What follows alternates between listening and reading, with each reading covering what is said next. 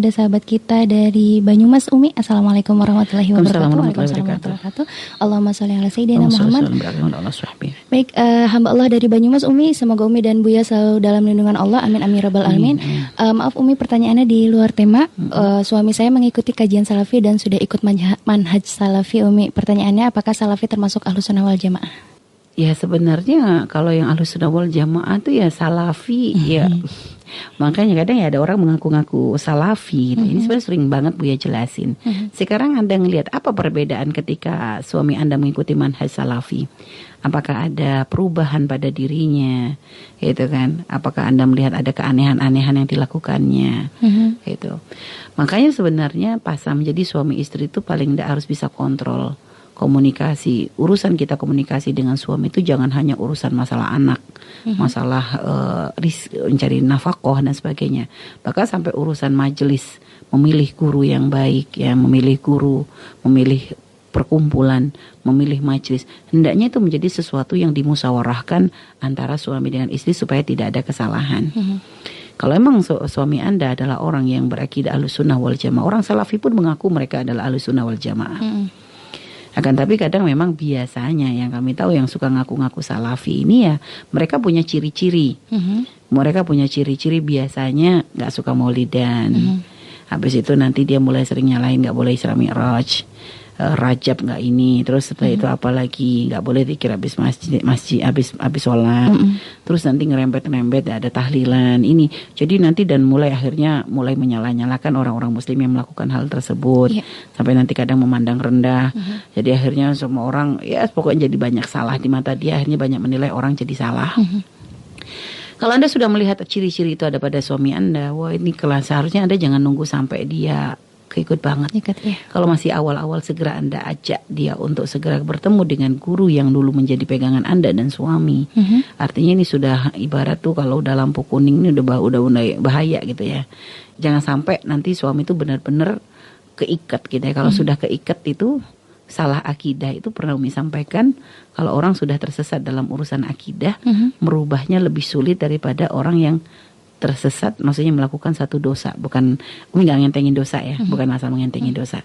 Cuman tersesat akidah tuh ngeri. Kalau orang dosa ya, Umi selalu pernah nyampaikan juga, kalau orang melakukan satu kemaksiatan dosa, dosa dan kemaksiatan tuh diakui.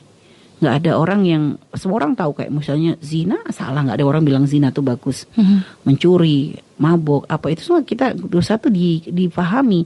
Hanya kadang yang menjadi tidak bisa mengontrol tuh hawa nafsu kan kita.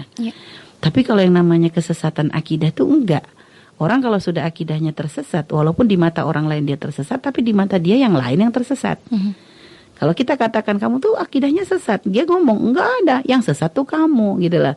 Jadi dia tidak merasa salah, dia merasa dia benar, yang lain yang salah. Sehingga merubah orang yang enggak ngerasa salah tuh gimana sih? Malah yang menyalahkan kita ya susah gitu lah. Tapi kalau merubah orang yang memang tahu dia salah itu lebih gampang gitu lah. Dia lebih gampang. Makanya kalau sudah kesesat-sesat akidah begini repot. Kalau sudah Anda melihat aba-aba tanda-tanda begitu, ya Anda harus waspada. Artinya segera tarik kembali suami Anda.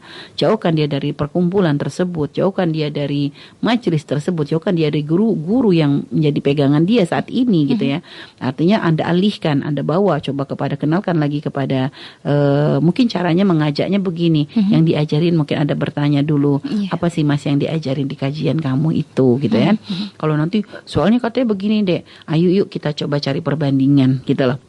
Bahasanya mungkin kita akan coba Mas kita cari tahu gitu kan, apa iya, karena kita kan orang awam, dengan bahasa yang indah, dengan bahasa yang baik. Coba Anda sambungkan, misalnya dia mengkomplain masalah tahlil atau masalah maulid, Anda cari coba ustadz-ustadz yang menjelaskan tentang masalah tahlil, tentang masalah maulid.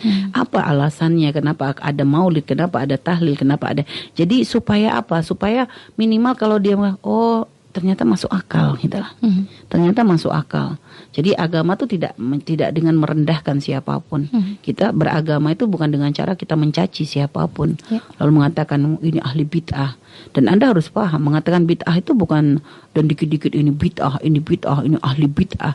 Anda harus paham. Orang kadang menganggap dibilang ahli bid'ah itu nyantai ya. Padahal sebenarnya orang ahli bid'ah itu lebih rendah daripada pezina loh ya. Jadi jangan kalau orang dikatakan bid'ah itu jangan tenang-tenang. Itu penghinaan luar biasa. Penghinaan luar biasa.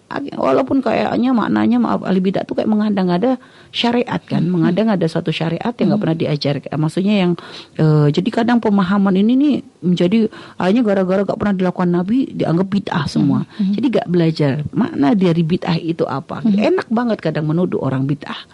Ibaratnya kalau sudah seperti ini, maka segera kita tarik kembali suami kita dengan kelembutan, dengan kasih sayang, kita alihkan. Ibarat kalau kita ingin menariknya, maka kita alihkan. Kita ambil satu ustadz. Kalau bisa datangi. Kalau misalnya ternyata bisa hanya sekedar bisa mungkin melihat dari YouTube, maka ayo dibawa gitu. Dirubah pemahaman yang salah supaya nanti bisa ketarik lagi. Karena Anda kalau sampai punya suami yang berbeda akidah dengan Anda, susah Anda. Susah. Nanti bagaimana Anda mendidik anak-anak? Repot. Anda tidak akan susah untuk bahagia dalam rumah tangga Anda. Maka semoga Allah berikan kemudahan kepada Anda untuk segera menarik kembali suami Anda. Makanya tanya dulu apa yang dia dapat, apa perubahan-perubahan yang terjadi pada suami Anda, dan tolong jangan sampai berlarut-larut kalau memang Anda melihat bahwa ada perubahan. Segera Anda tarik dia kembali kepada akidah yang benar, akidah yang sesuai dengan apa yang diajarkan oleh Rasulullah SAW, yang diajarkan oleh para salafun saleh, para ulama-ulama kita, dan mereka pun akan mengaku bahwa itu juga mereka gitu ya. Akan tapi ya kita sudah faham ciri-ciri mereka seperti apa, maka jadikan itu untuk tanda atau untuk menjadikan kita waspada, dan semoga kita kembalikan lagi kepada suami kita, kepada apa yang sudah kita menjadi pegangan kita selama ini. Insyaallah semoga Allah memberikan kemudahan kepada Anda. Wallahu a'lam bishawab.